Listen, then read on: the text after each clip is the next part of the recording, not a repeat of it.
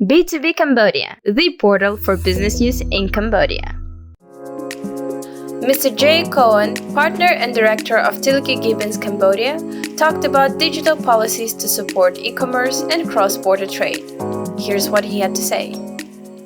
So digital trade, it's really all international trade that is, one, I want to highlight digitally ordered and or digitally delivered. So if we focus on ordering, this really includes anytime you order any goods or services online or digitally delivered. So that would be any sort of, typically services are delivered digitally, but I was talking with some of our colleagues from Indonesia, and they were talking about how Indonesia is also looking at regulating the delivery of digital goods. So we want to talk a little bit about, what are some of the barriers to trade in digital services. And I think it's important to identify some of the barriers, because when you think about what kind of policies will help to facilitate and promote trade, in many ways it would be the absence of some of these.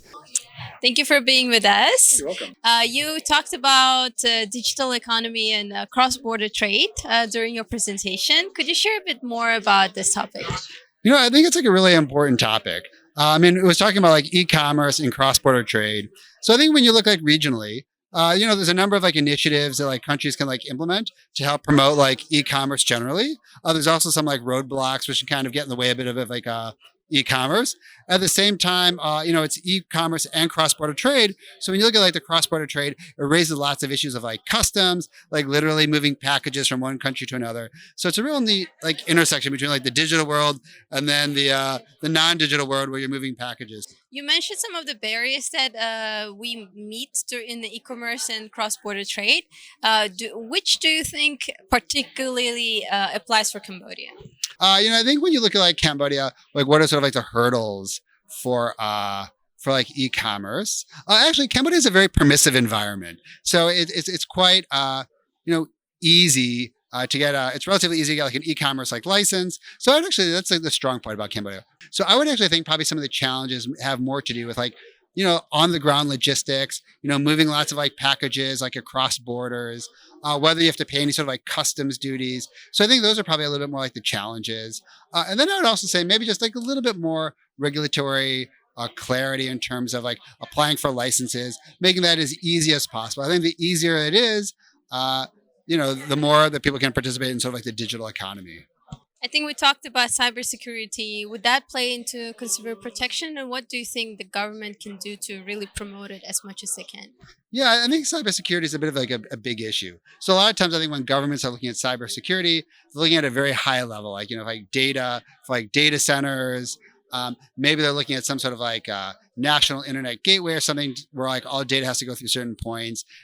So I think, in terms of improving data security, yeah, that's a tough one. I think, the private sector probably has lots of solutions, for individual businesses, how to do data security. So I'd probably toss it more to the private sector.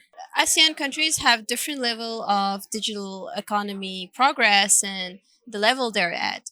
How do you think this framework can play in, and how can the ASEAN do their best to, I would say, make it as equal and align these countries in terms of the challenges they face? Yeah, I would just say I support any sort of initiative that harmonizes rules, regulations, and standards. The fact that they're all working together on something like DIFA, looking at implementing common standards, common positions, and, I think it just supports the whole e-commerce ecosystem. All right. Thank you very much for your time. It was great talking to you. Yeah, great to talk to you as well. Thank you. You've been with B2B Cambodia. I'm Sarvanas Nuruddinova, and thank you for watching. Join us next time as we continue to bring you more news, updates, and developments from the business community in the Kingdom of Cambodia.